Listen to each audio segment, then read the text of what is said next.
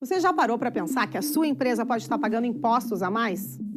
O nosso sistema tributário é bem complexo e é comum as empresas pagarem mais do que o devido. Saiba que é possível recuperar os valores dos últimos 5 anos e reforçar o seu caixa. A Fortus Tax é especialista no assunto e já ajudou muitas empresas nos seus 18 anos de atuação. E o mais importante, você só paga pelo serviço depois que o dinheiro estiver na sua conta. Fortus Tax. Pagar o justo é o nosso forte.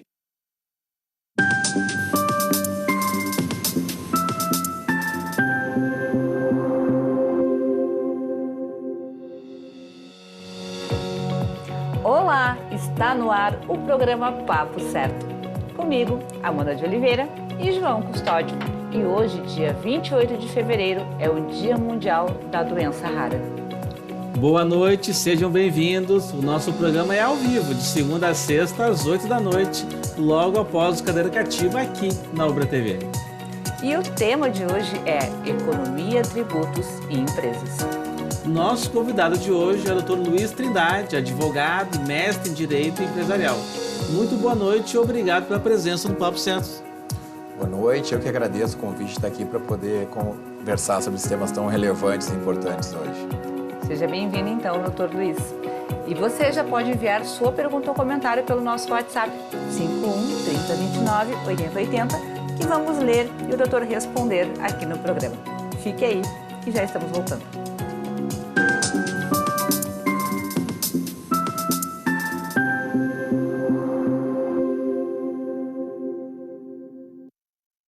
Tá difícil encontrar o profissional certo para a sua empresa? Precisa de alguém detalhista para aquela vaga no financeiro? Quem sabe um criativo para o marketing? Ou ainda, alguém focado em resultados? A Fortus RH utiliza técnicas de seleção e processos estruturados, realizando entrevistas, aplicando provas e testes específicos. Tudo isso para buscar a pessoa certa para a vaga certa. Fortus RH. Conectar pessoas é o nosso forte.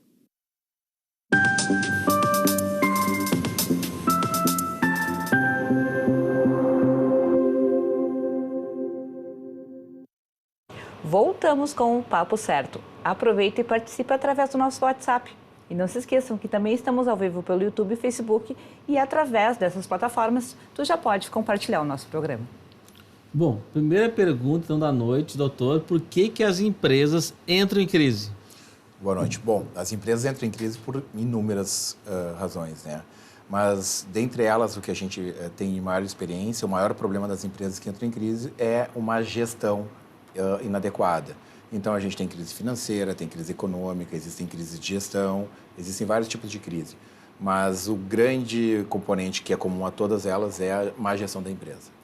Já que falamos sobre tipos de crise, eu gostaria de te pedir, então, para te citar as que mais afetam as empresas, então. Pois é, agora a gente vai ter até um exemplo bem prático para dar. Nós tivemos agora há pouco a pandemia, né? Então, a gente tem o quê?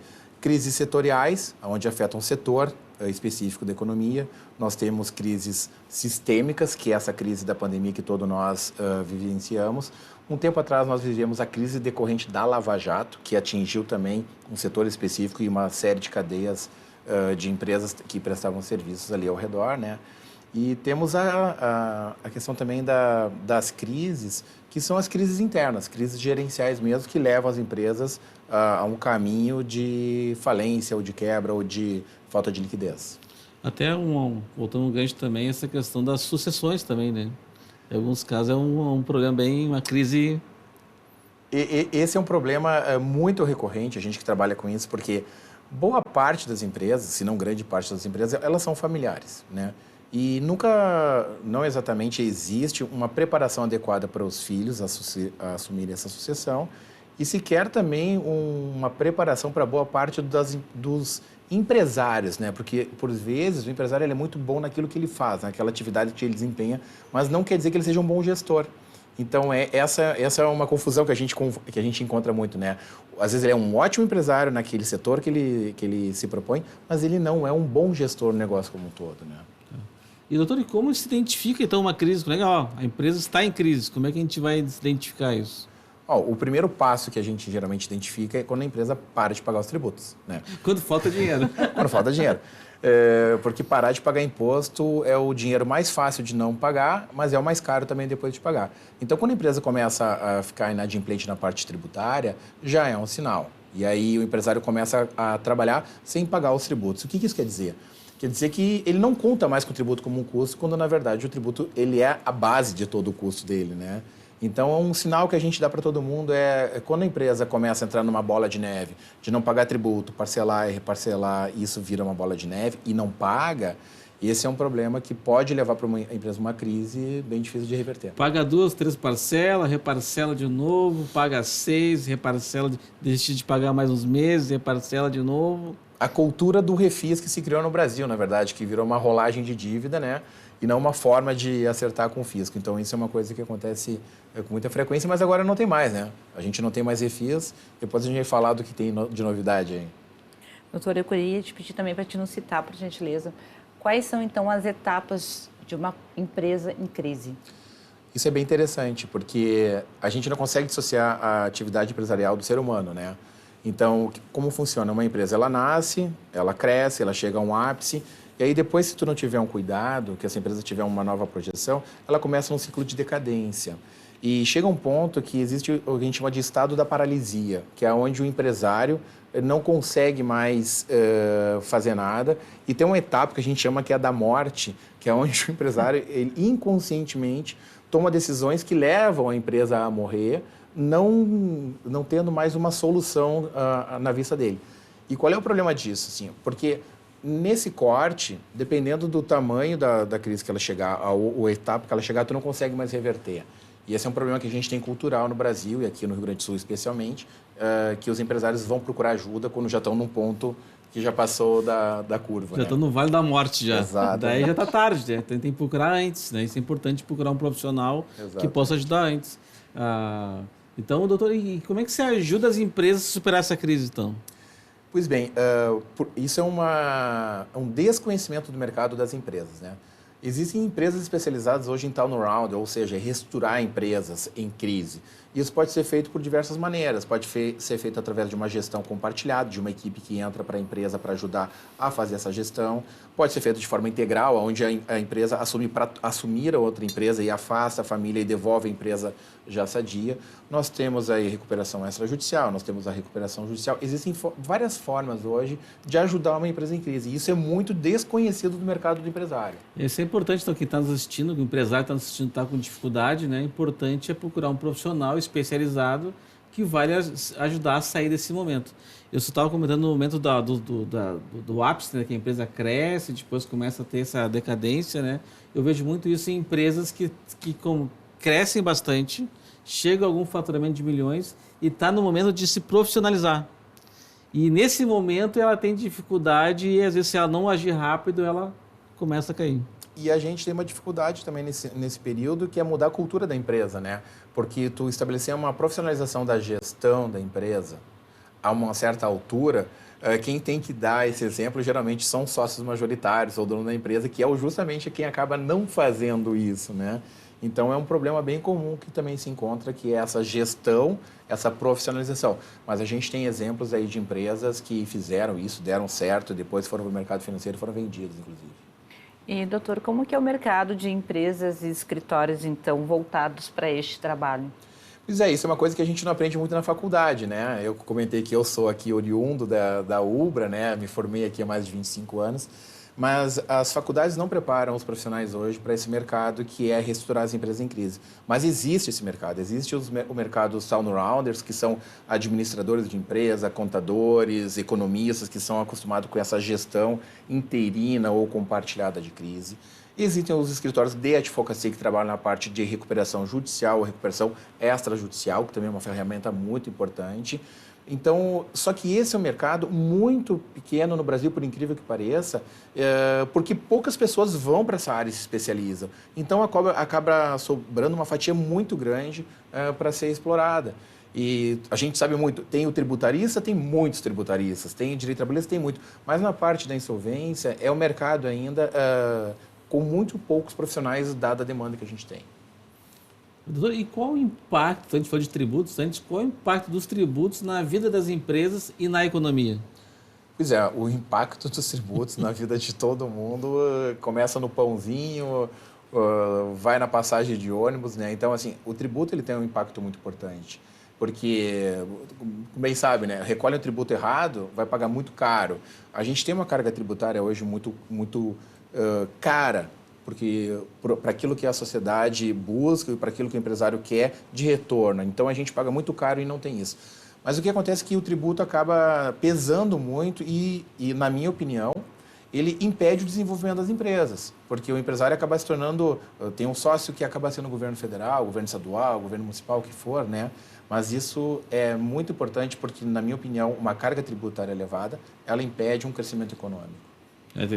Grandes dificuldades surgem aí com essa carga tributária que a gente paga, né? Eu estava conversando com a minha filha esse tempo de história, né? Falando sobre um quinto, né? O quinto dos infernos, um quinto, né? Que naquela época já era bastante. Hoje a gente paga quase 40% de tributos, média Brasil. Então, pagamos bastante tributo mesmo. Agora, falando um pouquinho, doutor, sobre as perspectivas, né? Com o cenário que temos hoje, político e econômico, do momento, o que os empresários podem esperar, então, para o ano de 2023? Pois é, a gente tem um ano de muita especulação ainda, mas a tendência é que a gente tenha um ano de retração econômica, né? A gente não pode esquecer que no governo passado a gente já tinha um problema de caixa. Do ano passado começou o governo federal a não pagar os precatórios. Isso é muito importante, porque na verdade o governo não está pagando essas contas. E a gente tem uma agenda positiva agora do governo. O governo federal sempre pagava os precatórios, o que mais pagava em dia, né? Mas não, então... não paga mais agora. Agora então, não paga mais. Quem tem precatório federal, então, por favor, já vai... Já existe um mercado, inclusive, de compra e venda de precatório federal hoje, gigantesco, coisa que não existia. A gente era acostumado no Estado, né? Então, o governo federal está indo para o mesmo caminho que o Estado, que é postergar o pagamento das dívidas por não conseguir.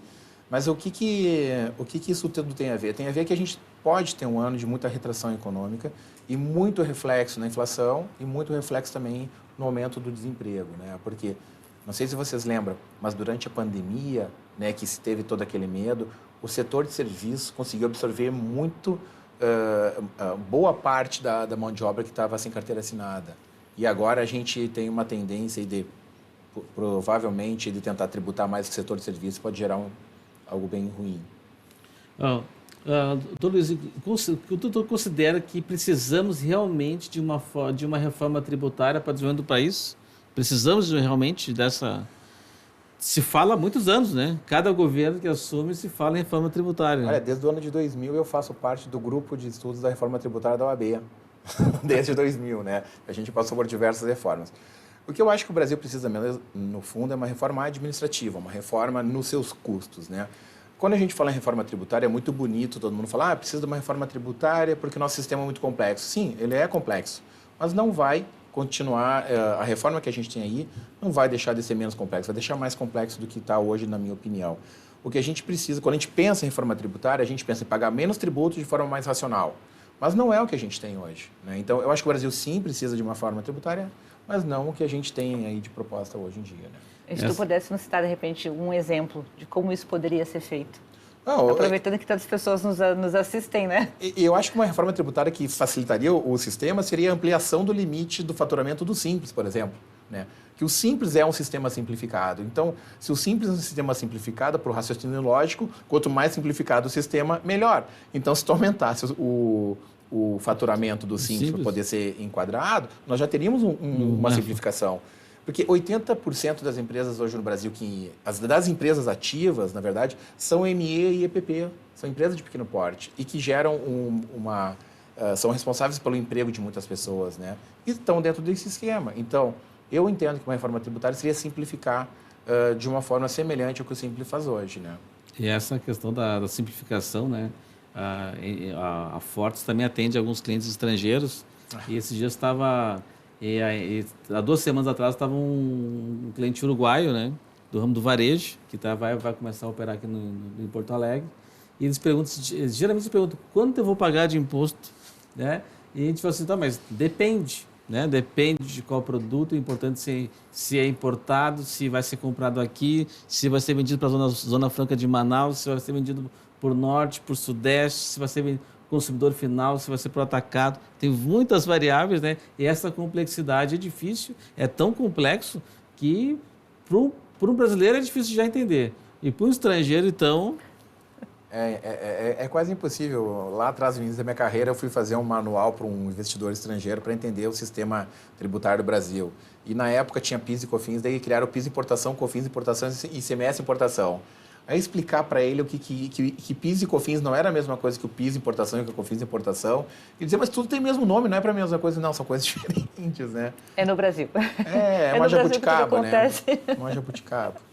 Chegamos no final do nosso primeiro bloco, então vamos fazer um intervalo de 30 segundinhos e já estamos voltando. Fiquem aí. Em tempos de juros altos, margens reduzidas e incertezas, rever estratégias é fundamental para manter o seu negócio competitivo. Esse cenário exige planejamento e organização financeira. Nessas horas, qualquer ajuda é bem-vinda, mas a ajuda de um especialista é necessária. A Fortus Consulting conhece na prática e tem as soluções adequadas para cada situação. Fortus Consulting. Melhorar os seus resultados é o nosso forte.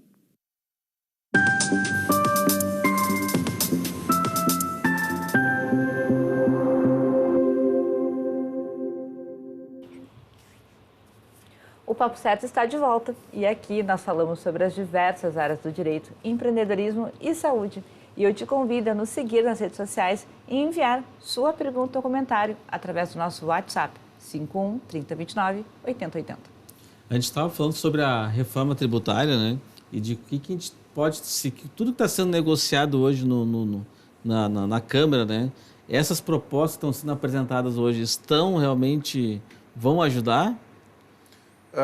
Tem várias propostas, né? Tem várias PECs, mas hoje a gente pode falar da PEC 40, que é a que mais tem tido assim o movimento do governo, né, para tentar aprovar, que é o que vem se falando aí. E a gente não sabe se o governo vai ter capital político para fazer isso, né? Mas eu não vejo nenhuma das propostas que tem aí, basicamente são duas as mais importantes, como boas ainda mais nesse momento. Porque tu mexer em reforma tributária, tu falar em reforma tributária no momento que a economia está ruim, que a gente não tem uma estabilidade econômica, é muito perigoso, né? Eu estava comentando antes que a gente tem aí, do ano passado, uma questão de não pagar os precatórios. Nós temos a PEC da bondade, né, que já estouraria em 180 bilhões o nosso teto. Agora a gente está conversando sobre a desoneração, o fim da desoneração. A reoneração. A reoneração. Uma nova palavra que eu não tinha entendido, não escutava muito antes. Né? E essa agenda positiva do governo atual, e não estou criticando aqui o governo, mas estou falando sobre economia, ela aumenta os 180 bilhões e mais 40 bilhões. Quer dizer, isso já estourou o teto orçamentário que a gente tinha, né? Aí tu falar em reforma tributária nesse momento, ela é delicada, porque no momento que eu forço uma situação de crise, né, e digo, olha, a gente vai ter que fazer uma reforma porque a gente não tem de onde tirar dinheiro... Quer dizer, a gente precisa de mais dinheiro. Isso vocês vão lembrar da CPMF. O que aconteceu na CPMF? A gente precisa de dinheiro para a saúde. Bom, teve um clamor, para a saúde, a gente precisa criar a CPMF quando nunca foi nem um centavo para a saúde, e a CPMF ficou no mercado, né?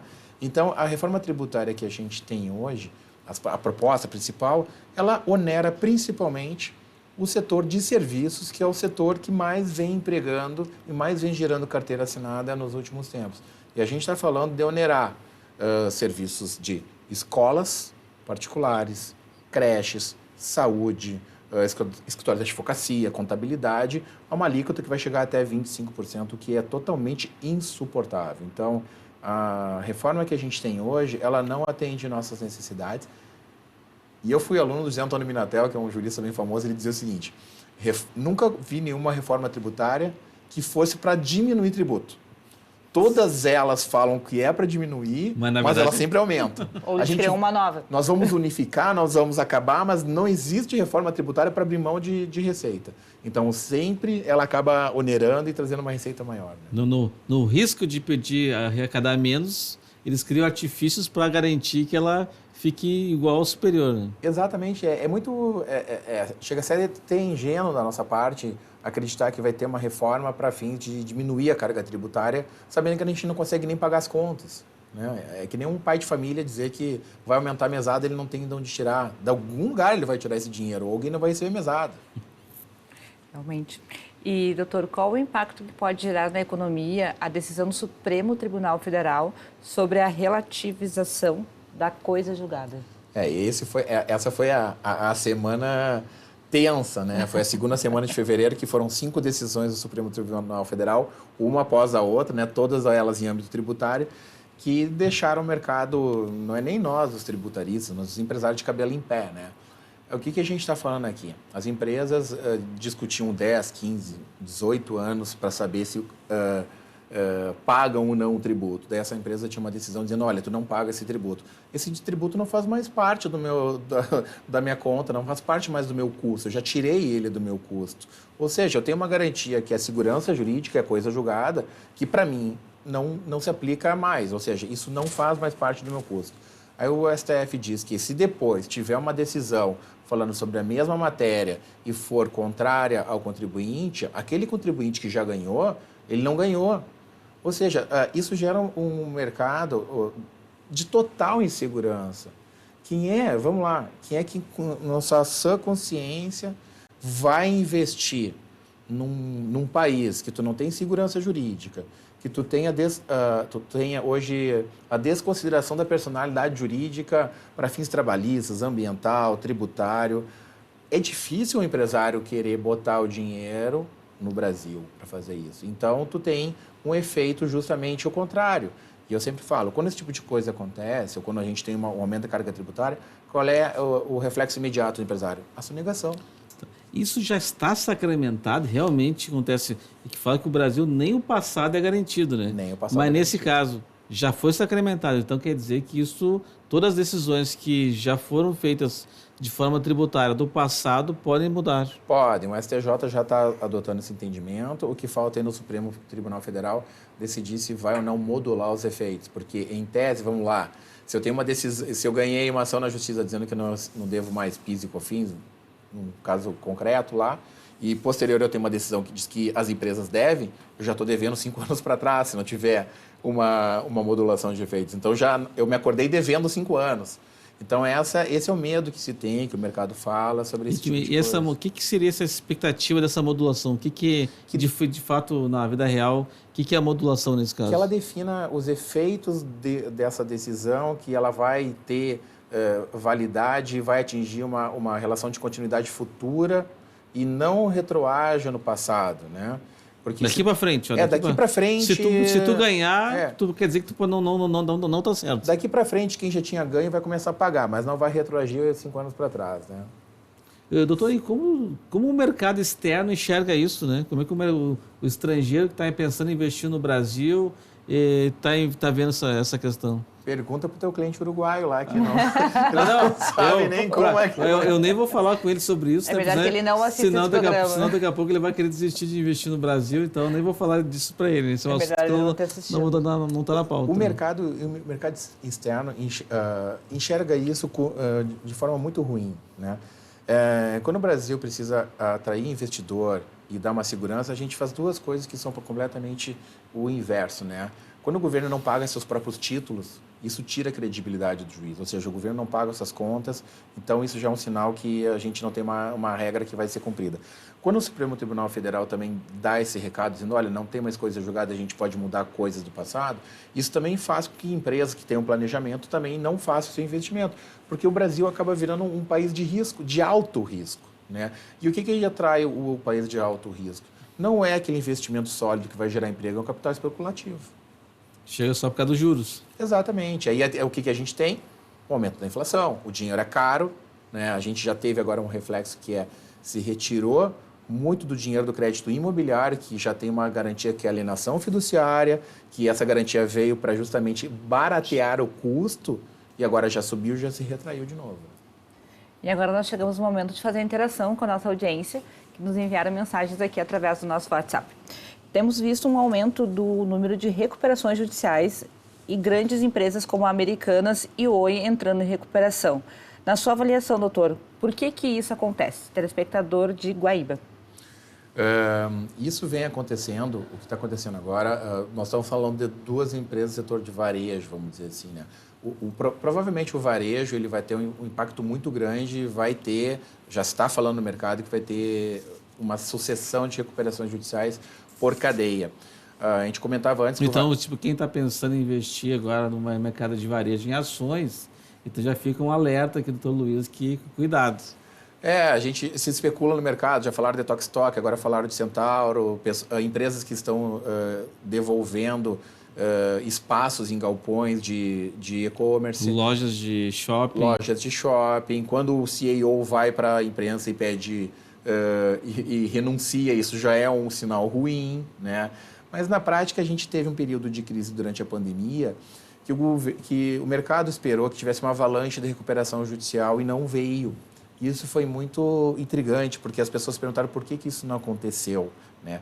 Na verdade, os bancos, que tinham boa parte do crédito, eles entendiam que, ao invés de ser arrastados para dentro de uma recuperação judicial, era mais consciente que ele pegasse e negociasse uma carência com essas empresas e que fosse botar lá para frente esse valor, que é o que está acontecendo agora. Agora está acabando a carência. Nós também tivemos a transação por adesão, onde as empresas tinham um acerto com o governo federal e elas pagavam 4% do valor do débito total nos 12 primeiros meses. Esse 12º mês está acabando, então as contas estão batendo. E é como a gente falou, boa parte das empresas tem uma margem muito apertada e não está conseguindo fazer caixa em relação a isso. Então, lá na Lava Jato teve o problema das construtoras e agora a gente está com uma tendência de ter problema com as empresas de varejo. Então. É muito provável que isso venha a acontecer e o mercado espera isso. Então, a gente tem que saber como atuar, e a gente falou aqui em crise, né?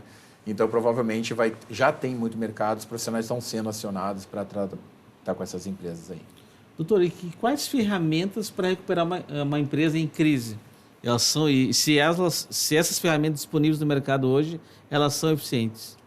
São eficientes, sim. Como eu falei aqui antes, a gente tem a questão da gestão interina, da gestão compartilhada. Nós temos a recuperação extrajudicial, que ela melhorou muito com a alteração da lei agora em 2020. Né? Ela trouxe um instrumento que é mais limpo, que a empresa não perde tanto o valor de mercado dela como uma recuperação judicial. Nós temos a recuperação judicial que ela se tornou um pouco mais eficiente sobre alguns aspectos em relação à lei anterior. Nós temos alguns instrumentos muito interessantes no mercado e que são importantes que o empresário saiba que isso existe, né? E que ele tem que pedir essa ajuda no momento certo. Tem empresas de advocacia, tem escritório de contabilidade, tem gestores especializados nessa questão da recuperação judicial. Né? Muitos não. São poucos que dominam o mercado, que ainda é muito interessante. Chegaram muitas perguntas através do nosso WhatsApp, comentários também, mas nosso programa já está indo para os momentos finais, então as perguntas que não foram respondidas aqui serão respondidas logo após o programa. Então, quero te agradecer em nome da nossa equipe, Dr. Luiz, pela tua presença aqui no nosso programa. Eu que agradeço, uma boa noite a todos, muito obrigado por participar desse programa aqui. Muito obrigado. Então, eu venho agradecer a você por ter assistido o programa e lembrar também que estamos sorteando em parceria com a série Idiomas 2 bolsas de estudos através do Instagram do Papo Certo. E o sorteio é amanhã, da primeira bolsa. Então vamos nos despedindo. Amanhã às 20 horas estamos de volta.